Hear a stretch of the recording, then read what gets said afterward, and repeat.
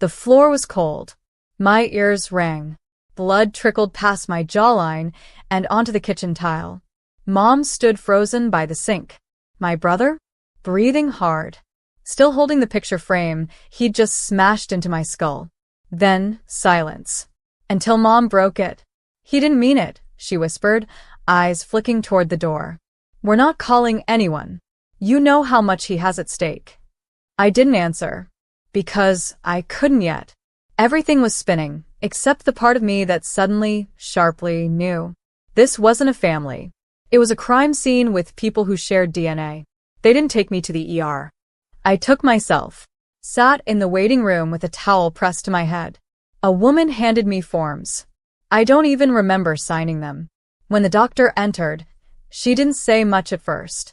She cleaned the wound gently, parting my hair like it wasn't soaked in betrayal. Then she looked straight at me. No hesitation. No pity. Just a steady, almost sacred kind of fury. We're not covering for him this time. Before I could speak, she turned and picked up the phone. Dialed the police. My name is Raina. And if you think this story ends with an apology or a family reunion, keep watching.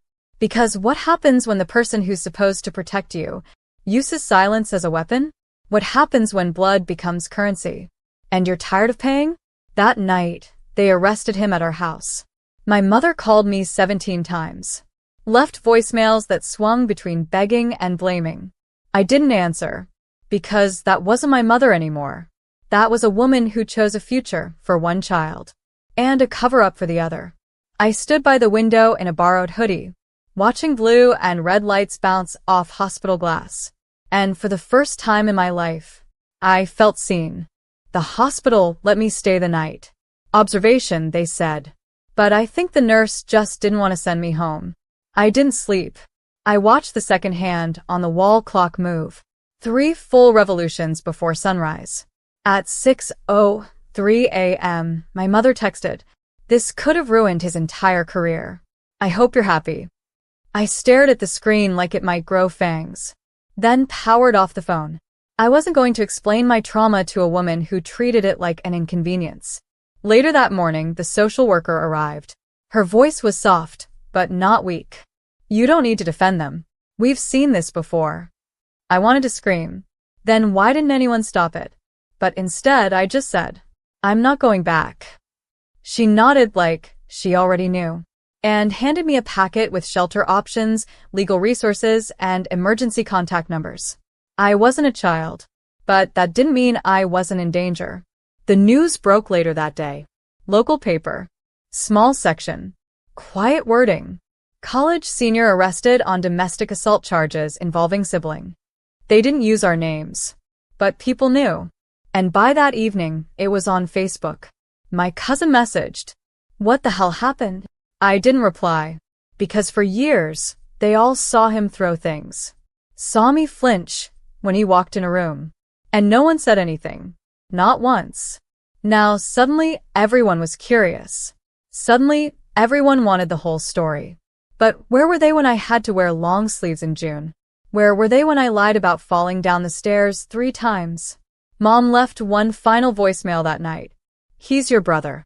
Families forgive." I stared at the wall, head still aching, and whispered, "Families also protect." And she didn't. 2 days later, the detective called. "Raina, we've filed the charge officially. You're safe. But you should know, your mother posted his bail." Of course she did. She didn't bring me soup. She didn't check if I could walk straight yet. She brought him home. Like the glass in my scalp never happened. Like her son's future was the only thing worth bandaging. I moved into a temporary safe house. A converted women's shelter. Warm tea. Shared rooms. And stories too heavy for daytime TV. One girl told me her dad used to lock the fridge. Another hadn't been hugged in 5 years. None of us were alike. And yet, somehow, we were exactly the same. My court advocate said we could press for a no-contact order. I said yes. Immediately. But then she paused. "There's something else," she said. "Your brother's attorney filed a character defense packet. Your mom gave a letter." I read it. She called me emotional. Said I had a history of dramatizing situations. Said my brother was a model student under stress, not a threat. She ended it with, "We're a good family. This was just a misunderstanding." I stared at the word "we" like it was poison. We were never anything. That night, I sat with a pen and a blank form. Victim's statement. 3 pages. I didn't hold back. I wrote about the bruises, yes. But I also wrote about the birthdays he ruined. The broken plates. The way my mom would look away every time I cried. I finished it with 1 sentence. "If you let him walk, you're teaching him that hurting women has no cost, and that mothers can co-sign it with silence." I signed my name, Raina Collins, and I underlined it twice, because if they were going to keep pretending I was invisible, I'd make sure my name was the last thing they read.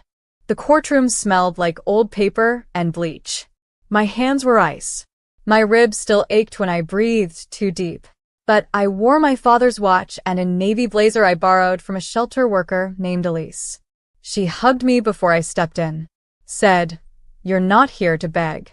You're here to be heard." My brother sat across the aisle.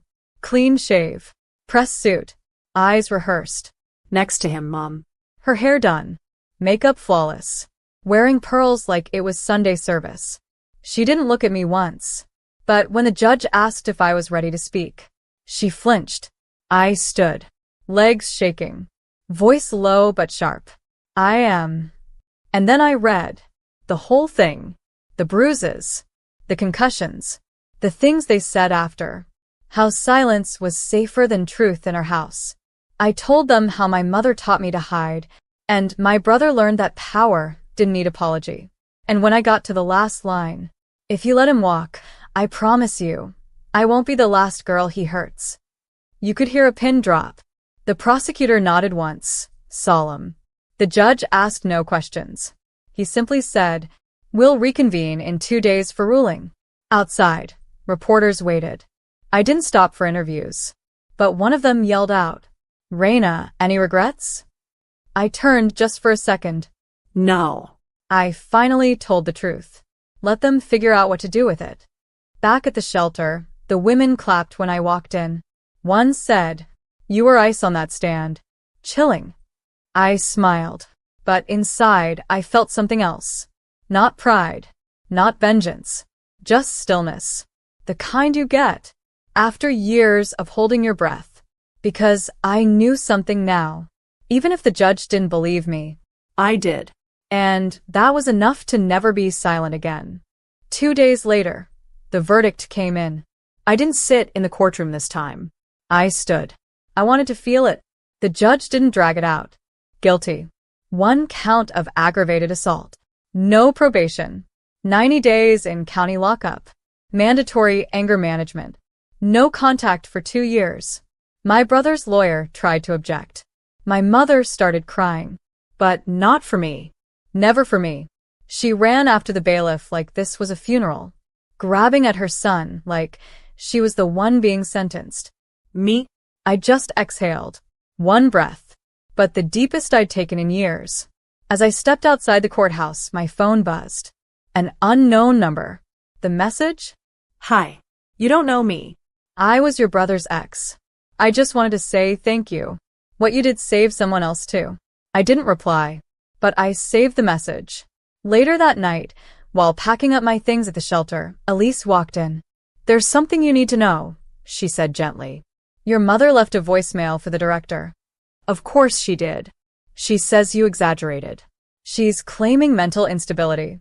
She's trying to get your statement discredited after the fact." I laughed. A soft, bitter sound. She's still protecting him. Elise nodded. "But she doesn't know this isn't just a courtroom anymore. This is a movement." She handed me a file. Inside, the offer letter. A nonprofit for women's legal advocacy had seen my case. They wanted to hire me. To speak. To write. To help other women take the mic back. "You up for it?" she asked. I looked down at my bandaged hand, then up at the door, and said, "I was made for it. Because here's the thing. My mother used to say my silence was strength. But now I know. Silence isn't strength. Voice is. and mine was just getting started. My first speech was at a community college. Tiny stage, 30 metal chairs, 2 microphones, one of them crackling. I still wore the navy blazer, still traced the watch on my wrist before speaking, like Dad's hands were steadying mine from somewhere unseen. I looked at the crowd, girls with notebooks, mothers in the back, one boy in a hoodie, eyes locked on me like he was learning what pain actually looked like. I began. Sometimes, your own house becomes a crime scene, and sometimes the people who built it hand you the silence like a weapon. I told them everything. The wall, the blood, the cover-up. But I didn't end with revenge. I ended with power. I am not the girl they raised me to be. I am the woman I became in spite of them. Afterward, they clapped. Some cried. One girl hugged me so tight, I felt her ribs shake. But what I didn't expect was the article the next morning. Mother of convicted abuser responds to daughter's speech. There it was. A glossy op-ed. Photos from her front porch. Her quote, "She's fabricating to stay relevant. We're the ones truly suffering." My hands didn't shake. Not this time. Because I knew what was coming. By noon, the comments turned. You left her bleeding. You bailed out an abuser. If silence was strength, why are you the only one talking now? Mom deleted the post. Her Salon Yelp page? Flooded with 1-star reviews. And me? I didn't post anything. Didn't tweet. Didn't clap back. I went to the next school. And the next. Because legacy isn't offended with internet rage. It's built with proof. And my voice had become undeniable. I wasn't famous. I was free. And I'd learned that sometimes the best revenge is living out loud in a world that begged you to stay quiet. The letter came on a Tuesday. No return address. Just my name, handwritten, soft slant. I almost didn't open it, but something about the quiet weight of it made me pause. Inside, one page, torn at the edges like whoever wrote it had second-guessed every word. The handwriting was familiar. I watched the video. The one from the campus talk. You stood straighter than I've ever seen you. You didn't stutter once. I don't expect forgiveness, but I needed you to know that I finally see it. What we did, what we let happen, and what you carried alone. There was no signature, but I knew it was my sister. She hadn't spoken to me since the arrest. She'd vanished into silence the way Mom always taught us. Keep it pretty, keep it polite, and keep it buried. But that letter? It cracked something. Not forgiveness. Just space. That same night, I passed the mirror in my tiny apartment. No bruises. No taped ribs. Just me, untouched, unbroken. I reached into the drawer and pulled out the old court transcript. My testimony. Printed. Highlighted. Filed. I slid it into an envelope and wrote one word on the front. Remember. Then I mailed it. To my mother. No return address. Just her name. Because some stories aren't retold for sympathy. They're reminders. And sometimes, even a woman who spent her whole life silencing others needs to be haunted by the voice she tried to erase. The next week, the nonprofit offered me a speaking series. 8 cities, 3 months, fully paid. Before I left, I stood at the window. Sunlight broke across the table. And for the first time, I let myself say it aloud. I'm proud of her. Not the girl who stayed silent, but the woman who stepped into the fire and came out louder. 3 months later, I stood on a stage in New York City. The lights were warm, the room packed, every seat filled with people who knew what it felt like to be called dramatic, when all they were was bleeding. I spoke slower this time, not because I was nervous, but because I finally understood the weight of my voice.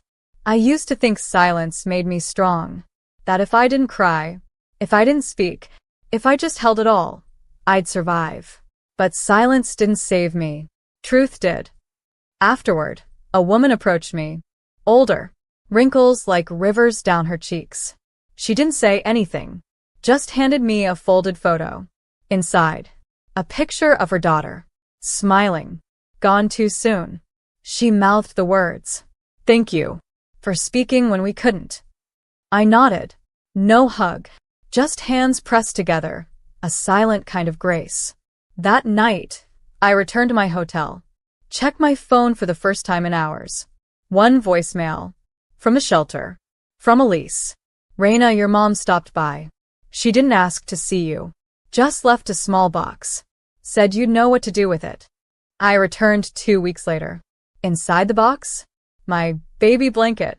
A photograph of me at 5. A note that simply read, I can't undo what I allowed, but I can carry it now. I hope someday that matters. It didn't change what happened. It didn't heal the past. But for the first time, I didn't feel invisible to the woman who birthed me. I sat on the porch of the shelter, watched a girl run across the lawn with her backpack too big for her body. And I thought, we are not our families. We are the chapters we write after the fire. That night, I opened a fresh journal, page 1, and wrote the first sentence. She was never weak. She was waiting to be heard. The next morning, I mailed the manuscript draft to a publisher. A memoir, titled, The Loudest Room in the House. My name below it, bold, black ink.